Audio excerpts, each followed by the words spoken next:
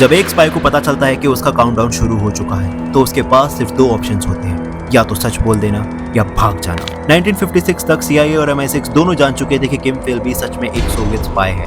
CIA ने MI6 को officially बोला, ये बंदा पूरे इंटेलिजेंस नेटवर्क को कॉम्प्रोमाइज कर चुका है। MI6 अब ऑफिशियली इन्वेस्टिगेट कर रहा था, लेकिन एक प्रॉब्लम थी। MI6 अभी भी अपनी इज्जत बचाने के मूड में था।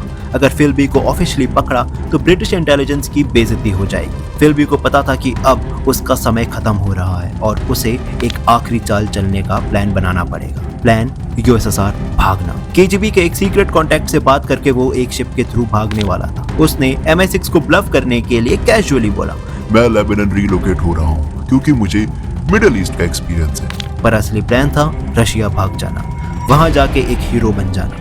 1956 की एक शाम फिल्बी अपने सेफ हाउस से निकला। एक शिप का टिकट हाथ में था और MI6 उसके एक एक मूव पे नजर रख रहा था। बोर्ड पे जाने से पहले ही एक MI6 एजेंट वहां पहुंच जाता है और उसको कॉर्नर कर देता है। फिल्बी, तुम्हें इंटेरोगेशन के लिए वापस आना होगा। फिल्बी एक फेक सरप्राइज दिखाता है। Oh really?